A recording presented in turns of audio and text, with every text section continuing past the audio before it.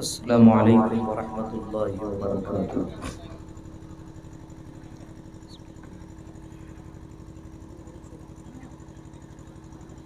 الحمد للہ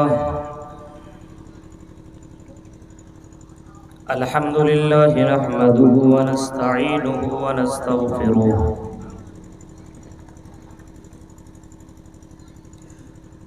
ونعوذ باللہ من شرور انفسنا ومن سیئات اعمالنا،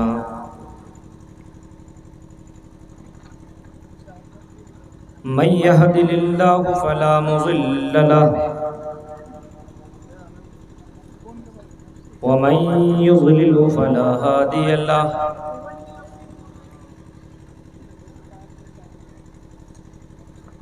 وأشهد أن لا إله إلا الله وحده لا شريك له،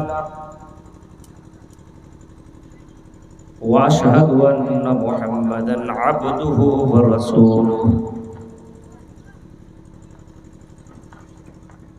أما بعد فإن خير الحديث كتاب الله،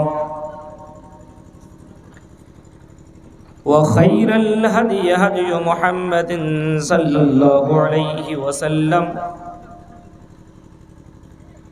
وشر الأمور محدثاتها وكل محدثة بدعة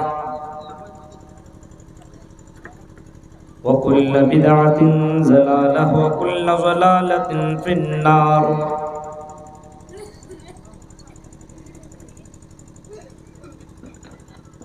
اعوذ باللہ من الشیطان الرجیم، بسم اللہ الرحمن الرحیم۔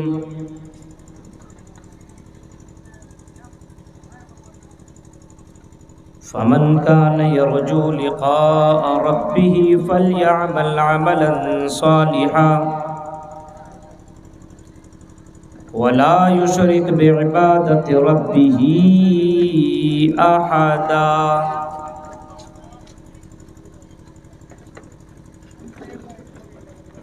وقال النبي صلى الله عليه وسلم: حفت الجنة بالمكاره وحفت النار بالشهوات، رواہ مسلم۔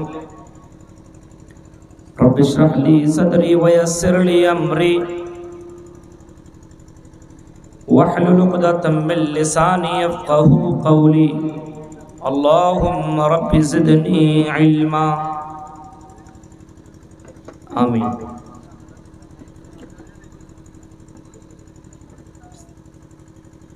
صدر محترم فضیلت الشیخ معین الحق فیضی حفظہ اللہ وتولا، ناظم جلسہ فضیلت الشیخ ابوالکلام السلفی حفظہ اللہ وتولا، للمٹیا اور اس کے قرب و جوار سے آئے ہوئے معزز سامعین حضرات، اسلامی بزرگوں، نوجوان دوستوں، پیارے بچوں اور پردہ نشین ماں اور بہنوں،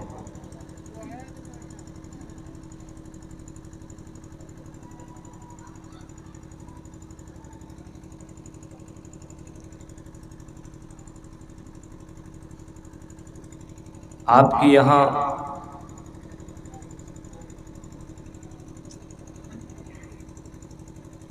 یہ پروگرام اچانک منعقد ہوا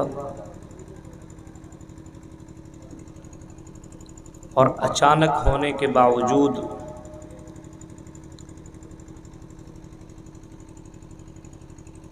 اتنے علماء کرام کو جمع کرنا، پروگرام کی شکل دینا،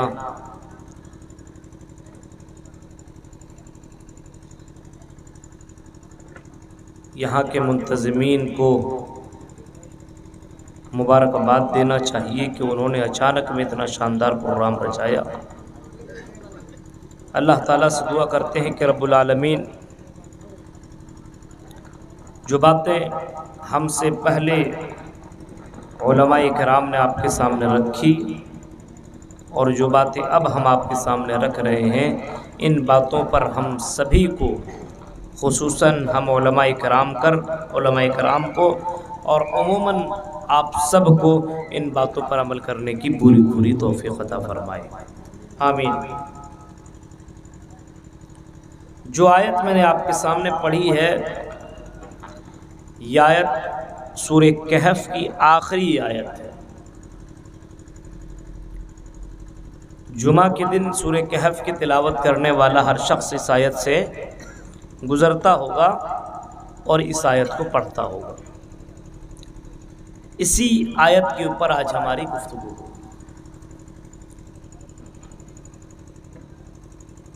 یہاں پہ مجھ سے پہلے جن لوگوں نے خطاب کیا سبھی کے خطابات کو تو میں سن نہ سکا۔ ابھی مجھ سے پہلے شیخ احسان اللہ ثناب علی حفظہ اللہ خطاب کر رہے تھے، شکر کے تعلق سے شاندار گفتگو کی، اللہ تعالیٰ ان کے علم میں اضافہ فرمائے۔ آپ کے بیچ میں نوادہ ضلع سے ہو کر کے میں آیا ہوں، ہماری ڈیوٹی وہیں نوادہ ضلع میں ہے، گورنمنٹ جاب ہے، اور پھر ہم نے ایک ادارہ جامعہ بشریٰ للبنات بھی کھولا ہوا ہے، اور اس کا بھی دیکھ ریکھ مجھے کو کرنا پڑتا ہے، جس کی وجہ سے ابھی پروگرام کے بعد فوراً مجھے پھر نکلنا ہے اور ڈیوٹی بھی کرنی ہے۔ اس وجہ سے بہت لمبی چوڑی گفتگو نہیں ہوگی، جتنی باتیں ہوگی ہم اللہ سے دعا کرتے ہیں کہ قرآن و حدیث کے مطابق آپ تک وہ ساری باتیں میں پہنچاؤں۔ قرآن کریم کی اس آیت کے اوپر غور کیجیے،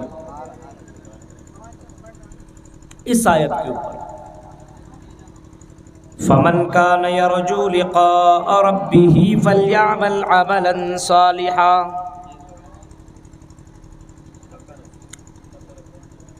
اللہ تبارک و تعالی فرماتا ہے،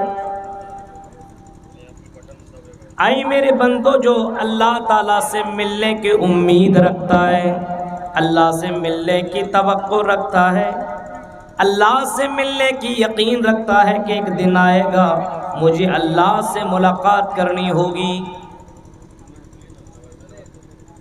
مرد ہو یا عورت، عالم ہو یا جاہل، امیر ہو یا غریب، جو شخص اس بات کی امید اور اس بات کی تمنا رکھتا ہے، لگا دو،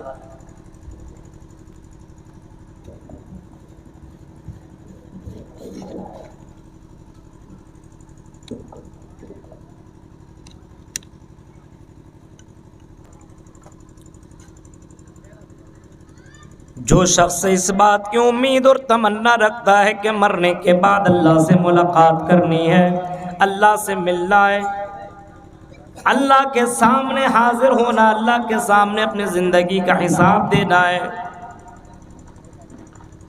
اس کو چاہیے کہ وہ نیک اعمال کرے، اس کو چاہیے کہ وہ بہترین عمل کرے، اس کو چاہیے کہ وہ عمل صالح کرے۔ یہ کسی انسان کا کلام نہیں ہے، یہ کوئی انسان نہیں کہہ رہا ہے، بلکہ اللہ تعالیٰ خود کہہ رہا ہے، اے میرے بندو فَمَنْ كَانَ يَرْجُو لِقَاءَ رَبِّهِ فَلْيَعْمَلْ عَمَلًا صَالِحًا۔ جو اپنے رب سے ملنے کی امید رکھتا ہے اس کو چاہیے کہ وہ نیک اعمال کرے، اس کو چاہیے کہ وہ اچھے عمل کرے۔ مرنے کے بعد کی زندگی میں، مرنے کے بعد اگر تمہیں ملنے کی امید ہے کہ ہاں اللہ ہے، اللہ کی ذات ہے اور مجھے اللہ کے پاس جا کر کے اپنی زندگی کا حساب و کتاب دینا ہے، تو اس کو چاہیے کہ وہ نیک عمل کرے، نیک عمل کرے۔ محمد الرسول اللہ کو رسول مانتے ہو تو اللہ کے نبی صلی اللہ علیہ وسلم نے فرمایا کہ وقت ایسا آئے گا مرنے کے بعد قیامت کے دن، اللہ کے نبی صلی اللہ علیہ وسلم فرماتے ہیں کہ اللہ تعالیٰ سے ملاقات کرنی ہوگی، اور اس دن سارے لوگوں کو اپنی زندگی کا حساب و کتاب دینا پڑے گا۔ قیامت کا دن ہوگا اور اسی قیامت کے دن انسان کو اپنی زندگی کا حساب و کتاب دینا ہوگا۔ اللہ کے نبی فرماتے ہیں کوئی بھی بندہ اپنے قدم کو ہلا نہیں سکتا ہے جب تک کہ وہ 5 سوال کا جواب نہ دے لے۔ بعض حدیث میں آتا ہے ان اربعین، جب تک کہ وہ 4 سوال کر جواب نہ دے لے، ان عمرہ فیما فنا، اپنی زندگی کے بارے میں جب تک کہ وہ جواب نہ دے لے تب تک اس کو چھٹکارا نہیں مل سکتا ہے، تب تک اس کو وہاں سے چھوڑا نہیں جا سکتا ہے، جب تک کہ وہ اپنی زندگی کے بارے میں حساب و کتاب اللہ تعالیٰ کے سامنے پیش نہ کر دے۔ عن عمرہ فیما فنا وَعَن شَبَابِهِ فِيمَا أَبْلَىٰ، اور جب تک کہ اپنی جوانی کے بارے میں جواب نہ دے لے، اپنی جوانی کے بارے میں اللہ کو بتا نہ لے، تب تک بندہ اپنے قدم کو ہلا نہیں سکتا۔ وَمَالِهِ مِنْ أَيْنَ اكْتَسَبَ، اور جب تک کہ اپنے مال کے بارے میں اللہ کو بتا نہ لے، اے اللہ میں نے مال یہاں سے کمایا، وَفِيمَا أَنْفَقَ، اور یہاں پہ میں نے مال کو خرچ کیا، جب تک ان سوالوں کا جواب نہ دے لے تب تک بندہ اپنے قدم کو قیامت کے دن ہلا نہیں سکتا ہے۔ وَمَاذَا عَمِلَ فِيمَا عَلِمَ، اور اس نے جو سیکھا اس کے اوپر کتنا عمل کیا، جب تک ان 5 سوالوں کا جواب نہ دے لے تب تک بندہ اپنے قدم کو کل قیامت کے دن ہلا نہیں سکتا ہے۔ حدیث سے پتہ چلتا ہے ایک دن آئے گا جس دن اللہ سے ملاقات کرنی ہوگی، جس دن اللہ سے ملنا پڑے گا، ملاقات کرنی ہوگی۔ میرے پیارے ساتھیوں اور للمٹیا اور گوٹا کے رہنے والے لوگوں، ذرا غور سے قرآن کی آیت کے اوپر غور کرو۔ قرآن جو کہہ رہا ہے، جس بات کی امید ہے، جس شخص کو اس بات پر یقین ہے کہ ایک دن آئے گا مجھے رب سے ملاقات کرنی ہوگی، اس کو چاہیے کہ نیک اعمال کرے، اس کو چاہیے کہ عمل صالح کرے، چاہے مرد ہو یا عورت، ہر کسی کو نیک اعمال کی ضرورت ہے۔ کل قیامت کے دن یہی نیک اعمال ہی کام آئیں گے۔ فَمَن يَعْمَلْ مِثْقَالَ ذَرَّةٍ خَيْرًا يَرَهُ، کل قیامت کے دن جو اپنی نیکیوں کو بھی دیکھ لے گا جو دنیا میں نیک عمل کریں گے، اور برائیوں کو بھی دیکھ لے گا جو دنیا کے اندر برے عمل کریں گے۔ کہیں قرآن کہتا ہے فَمَن ثَقُلَتْ مَوَازِينُهُ فَأُولَئِكَ هُمُ الْمُفْلِحُونَ، جس کا پلہ نیکیوں کا بھاری پڑ جائے گا وہی لوگ کامیاب ہوں گے، اور جس کا پلہ نیکیوں کا ہلکا پڑ جائے گا، گناہوں کا پلہ بھاری پڑ جائے گا، فرمایا خسروا انفسہم، وہ لوگ خسارے میں ہوں گے۔ نیک عمل کرنے کی ضرورت ہے۔ آج ہمارے یہاں نیک عمل نہیں ہے۔ کیوں نہیں ہے؟ کیونکہ اللہ سے ملنے کی امید نہیں ہے، آخرت پر یقین نہیں ہے، صرف دنیا ملنے کی، اللہ سے ملاقات کرنے کی یقین نہیں ہے۔ اور اگر بندے کے دل میں یہ یقین جتنا اونچا ہوگا، جتنا لیول کا ہوگا، اس کی زندگی میں عمل صالح اتنا زیادہ ہوگا۔ جس کو اس بات کا یقین ہو کہ ایک دن آئے گا مجھے اپنے رب سے ملنا پڑے گا، میرے بھائیوں وہ نیکیوں میں اپنی زندگی میں اضافہ کرے گا، وہ نیکیاں زیادہ کرے گا، وہ برائیاں کم کرے گا، وہ نیکیوں میں بڑھوتری لانے کی کوشش کرے گا۔ لیکن جس کو اللہ سے ملنے کی یقین نہ ہو، صرف دنیا کی فکر ہو، تو اس کو نماز، روزہ، حج، زکوٰۃ اور آخرت کی کوئی فکر ہی نہ ہو۔ کیونکہ اس کو اللہ سے ملنے کی کوئی یقین ہی نہیں ہے۔ ذرا ان لوگوں کو دیکھیے جن کو ملنے کی یقین تھی، جس کو یہ بھروسہ تھا کہ ملنے کے بعد اللہ تعالیٰ کے سامنے مجھے حساب و کتاب دینا پڑے گا، ایک ایک قدم پھونک پھونک کر کے رکھا کرتے تھے، ایک ایک قدم پھونک پھونک کر کے رکھا کرتے تھے، ایک ایک قدم۔ مرنے کے بعد اللہ سے ملنا ہے تو ایسے کیسے ملوں گا؟ میں اللہ کے سامنے کون سا میں چہرہ دکھاؤں گا؟ مجھے تو اللہ تعالیٰ سے ملنا ہے، ملاقات کرنی ہے، تو اچھے اعمال کر کے، اچھے نیکیاں کر کے جاؤں۔ ابھی آپ دیکھیے ایگزام دینے والے لڑکوں کو دیکھیے، جس کو فکر ہے ایگزام کے بعد میں اپنے گھر والے سے ملاقات کروں گا تو کون سا چہرہ لے کے جاؤں گا، تو محنت کرتا ہے کہ میں اپنے ماں باپ کے پاس جاؤں گا تو اچھا رزلٹ لے کر کے جاؤں گا۔ اور جس کو لگتا ہے یہ پڑھنے کے بعد مجھے تھوڑی یہ سب چکر میں رہنا ہے، مجھے تو جانا ہے کلکتہ دلی بمبئی، وہ اچھے سے پڑھائی ہی نہیں کرتا ہے۔ اور جس کو یقین ہے کہ مرنے کے بعد مجھے اللہ تعالیٰ سے ملنا ہے، وہ نیک عمل دنیا کے اندر کرتا ہے۔ نیک عمل کس کو کہتے ہیں معلوم ہے؟ ایسا عمل جو قرآن و حدیث سے ثابت ہو اور عمل کرنے میں خلوص ہو، عمل کرنے میں دکھاوا نہ ہو، ریاکاری نہ ہو، اس کو بولتے ہیں نیک عمل۔